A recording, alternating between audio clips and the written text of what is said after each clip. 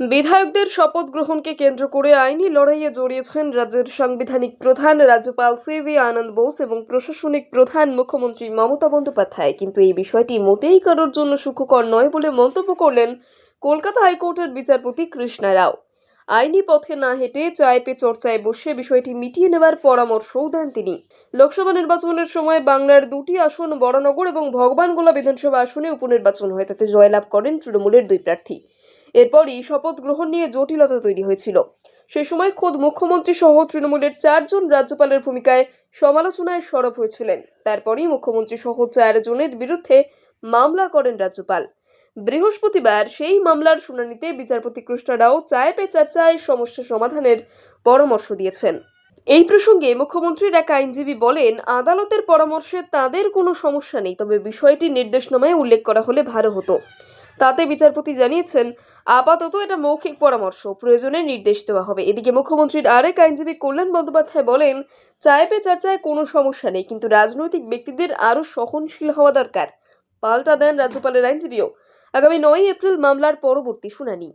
বিধায়কদের শপথ গ্রহণকে কেন্দ্র করে আইনি লড়াইয়ে জড়িয়েছেন রাজ্যের সাংবিধানিক প্রধান রাজ্যপাল সিভি আনন্দ বোস এবং প্রশাসনিক প্রধান মুখ্যমন্ত্রী মমতা বন্দ্যোপাধ্যায়। কিন্তু এই বিষয়টি মোটেই কারোর জন্য সুখকর নয় বলে মন্তব্য করলেন কলকাতা হাইকোর্টের বিচারপতি কৃষ্ণা রাও। আইনি পথে না হেঁটে চায় পে চর্চায় বসে বিষয়টি মিটিয়ে নেবার পরামর্শও দেন তিনি। লোকসভা নির্বাচনের সময় বাংলার দুটি আসন বরানগর এবং ভগবানগোলা বিধানসভা আসনে উপনির্বাচন হয়, তাতে জয়লাভ করেন তৃণমূলের দুই প্রার্থী। এরপরই শপথ গ্রহণ নিয়ে জটিলতা তৈরি হয়েছিল। সেই সময় খোদ মুখ্যমন্ত্রী সহ তৃণমূলের 4 জন রাজ্যপালের ভূমিকায় সমালোচনায় সরব হয়েছিলেন। তারপরই মুখ্যমন্ত্রী সহ 4 জনের বিরুদ্ধে মামলা করেন রাজ্যপাল। বৃহস্পতিবার সেই মামলার শুনানিতে বিচারপতি কৃষ্ণা রাও চায় পে চর্চায় সমস্যা সমাধানের পরামর্শ দিয়েছেন। এই প্রসঙ্গে মুখ্যমন্ত্রীর এক আইনজীবী বলেন, আদালতের পরামর্শে তাদের কোনো সমস্যা নেই, তবে বিষয়টি নির্দেশনামায় উল্লেখ করা হলে ভালো হতো।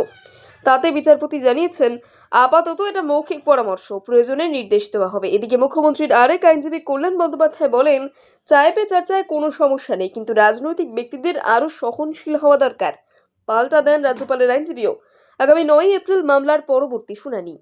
বিধায়কদের শপথ গ্রহণকে কেন্দ্র করে আইনি লড়াইয়ে জড়িয়েছেন রাজ্যের সাংবিধানিক প্রধান রাজ্যপাল সিভি আনন্দ বোস এবং প্রশাসনিক প্রধান মুখ্যমন্ত্রী মমতা বন্দ্যোপাধ্যায়। কিন্তু এই বিষয়টি মোটেই কারোর জন্য সুখকর নয় বলে মন্তব্য করলেন কলকাতা হাইকোর্টের বিচারপতি কৃষ্ণা রাও। আইনি পথে না হেঁটে চায় পে চর্চায় বসে বিষয়টি মিটিয়ে নেবার পরামর্শও দেন তিনি। লোকসভা নির্বাচনের সময় বাংলার দুটি আসন বরানগর এবং ভগবানগোলা বিধানসভা আসনে উপনির্বাচন হয়, তাতে জয়লাভ করেন তৃণমূলের দুই প্রার্থী। এরপরই শপথ গ্রহণ নিয়ে জটিলতা তৈরি হয়েছিল।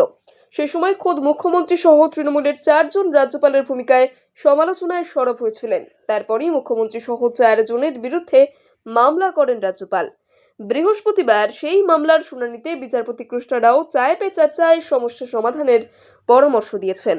এই প্রসঙ্গে মুখ্যমন্ত্রীর এক আইনজীবী বলেন, আদালতের পরামর্শে তাদের কোনো সমস্যা নেই, তবে বিষয়টি নির্দেশনামায় উল্লেখ করা হলে ভালো হতো।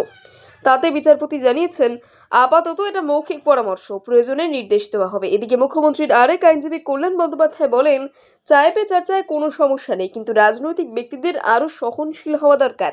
পাল্টা দেন রাজ্যপালের আইনজীবীও। আগামী 9 এপ্রিল মামলার পরবর্তী শুনানি।